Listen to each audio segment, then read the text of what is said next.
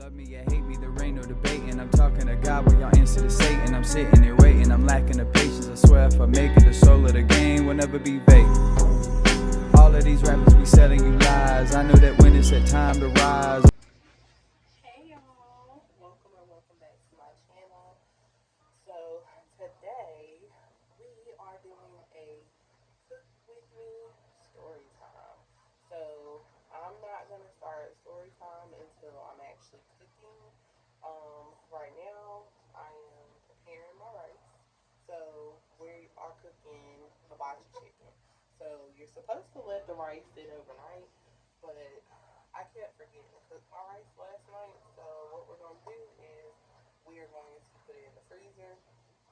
I don't know if we're supposed to do that, but I really want this hibachi, and I'm tired of holding off on it.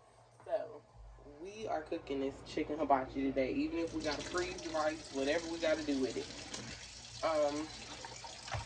I hope everybody is having a blessed, what's today? Tuesday. I hope everybody's having a blessed Tuesday. Wash y'all hands before y'all start cooking y'all food, because I know some of y'all don't do that. All right, y'all. So we gonna do this again. Zucchini, and we have chicken, and then we have some rice. And then for the seasoning, we have garlic powder, onion powder, Cajun, paprika, and Creole seasoning. I know y'all hear me recording this video. Alright. If this turns out good, we are going to what is her name? I'll link her in the video. If this turns out good, I'll link her in the video and y'all can go and get her recipe. But today, as I said earlier, we are making hibachi chicken and we are having story time. So I got a few topics, and the topic I felt would be like the funniest and the most interesting, people would sit down and actually listen to, is the worst boyfriend I ever had. And let's just say, I have had some bad boyfriends, so he is at the top of the list. No, babe, my worst boyfriend. Shit, there's another one too. Okay, don't do that one. You don't have to do that one. They did it, man. No, I'm talking about the other There's one. one right there. Are y'all okay with sesame seeds in it? Is this enough? Just call me Chef Rita. Alright, y'all. So, the worst boyfriend I ever had, I met him in ninth grade. I remember it was the summer right before ninth grade, and we dated most of the way through ninth grade. So, this guy was horrible, and like I don't even know how, like, looking back I cringe at myself, like, girl, what was you thinking? But I met him in the summer. No, it was actually in ninth grade, because I remember it was like a Halloween party or something like that, and like it must have been dark, because at this point I don't even know like why I dated him, because now I look back and I'm just like, he wasn't even all that cute. He probably thinks the same about me, but I don't care. Um, so met him at a Halloween party. We danced and all this stuff at this place called the PAYC, which was cool. Like, I used to go to those parties all the time. And so he had game. He was smooth and everything. He knew how to dance, and he dressed nice. So he asked for my number, and he had called me like the next night. And we was on the phone, and I'm thinking, oh, he's so sweet and all this stuff. And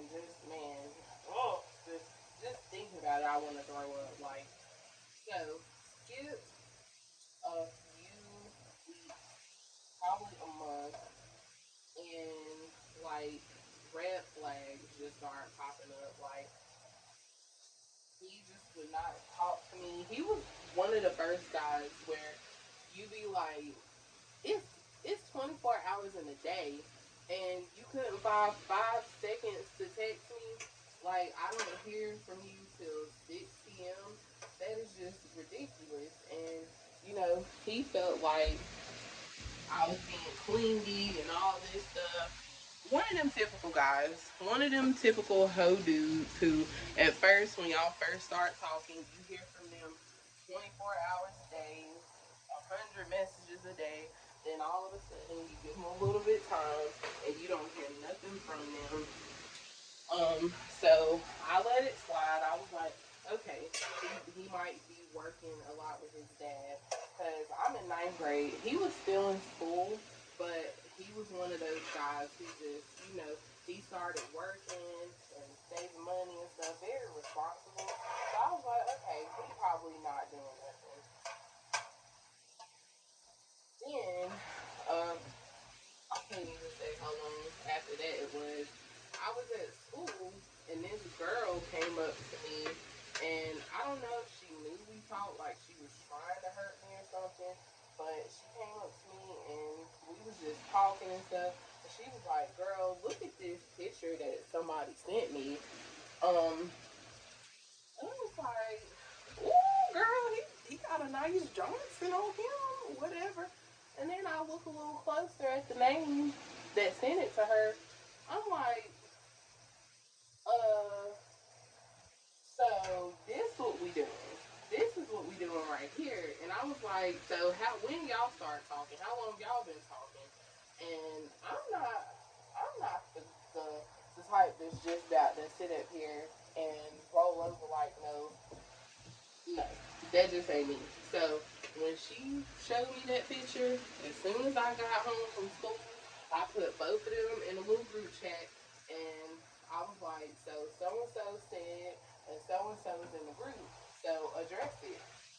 Did you send her this picture? Because I obviously saw your name. And when did y'all start talking? So all the details was given, and he basically made me feel like it was my fault that he was doing that because you know, we was going through the whole little thing where he wasn't talking to me and he was like, you being so clingy is making me feel like, I just don't want to be in a relationship. So I did that. And me being stupid, me not knowing how to set boundaries or knowing how to love myself properly, I allowed the BS. I ain't gonna lie. I allowed the BS to continue. So this was the first situation that made me want to like just choke him. And I was a very toxic individual back then. So I will just say that there were times where I did knock him upside his head because who? Why do you think you're gonna treat me like this?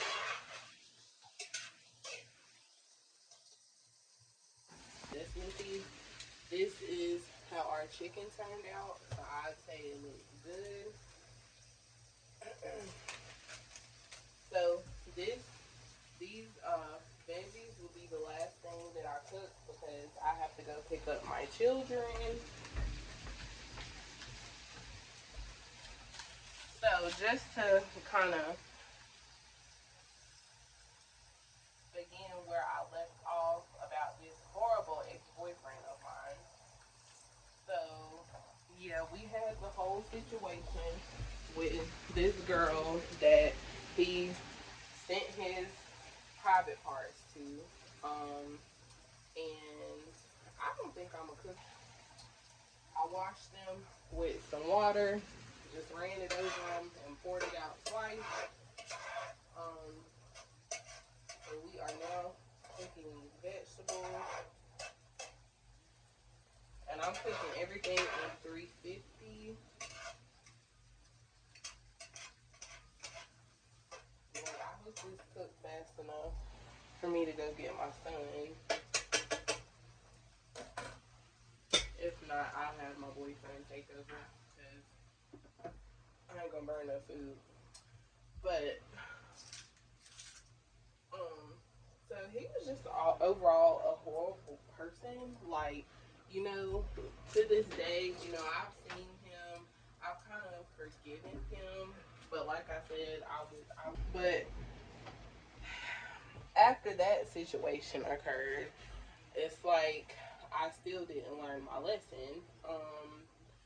I A few weeks later, I started talking to somebody else. Just a little sneaky link, kind of get my little get back because you're just not about to treat me like that, and you don't feel what I'm feeling. So whatever, whatever. And I started not answering my phone. He got the same treatment. So this is like the toxicness of being in a relationship at a young age. Like, instead of just leaving that person, it's tit for tat and all this stuff. And so I used to be a basketball player, and I went to summer camp, and one of my friends played basketball with me. So there was horrible reception at summer camp. And I was like, girl, let me use your phone because I gotta hit up so and so. And she was like, that's fine. And mind you, he done did a whole lot in between this, but I'm not gonna make myself look too foolish up on this internet. So I'll tell y'all what I want to tell y'all and leave the rest out. So, um, I used her phone to get in contact with him and let him know how summer camp was going and stuff like that. And a few weeks later, we at school, and like I keep noticing her like keying and stuff all up in her phone, and she was so interested. Mind y'all, this at the time was one of my best friends, and so I'm like, I wonder who she laughing at. Who's so funny because she ain't got no boyfriend, and something in my gut just told me like, yeah, this is some weirdo stuff or whatever. But she was my best friend, so I was like, girl, can I text my mom using your phone because my phone is dead. Phone wasn't dead, so I used her phone and act like I was texting my mom. I went through their messages and saw that she was messaging my boyfriend. So him and her was talking, and again, I I ain't the type to just let nothing go down and not say something about it. So I hit him up and I was like, hold on, y'all can't see me. I hit him up and I was like, so is this true? You you really talking to her behind my back? Like, this is my best friend. Like, really, there's no limits to the evil. You just doing whatever. And mind you, me and her done went to the movies with him and everything, and she was calling him ugly, just dogging him, everything. And then to come find out that y'all talking behind my back after summer camp. So that's when I was like, you need to choose dumb. That's dumb. He shouldn't have a choice. You should have left him. I was like, you need to choose, and he chose my best friend. And so, long story short, we wasn't friends no more after that. So that was literally the worst boyfriend I have ever had in my life. Um, I think I'm gonna have to take these out because you know how when you have too much oil and it takes stuff too long to cook. I don't got that kind of time or patience right now. And maybe it's just because I'm cooking it in this skillet, but yeah, so do not, three things I learned from this experience. Never underestimate what people are capable of. People are capable of a whole bunch. Um, Never be too comfortable having your man around your friends. I know ever since that situation, I have never been too comfortable having my man around my friends because I'd also say that a lot of my friends are pretty. I feel as if my friends are pretty, and so. And the third thing I would say is just value yourself. I have dealt with some BS since then, but definitely not like that. You're not gonna get one, two, three, four, five chances at this estate. You're not gonna get it here. It's like what J. Cole said. First time, shame on you. Second time, can't put the blame on you.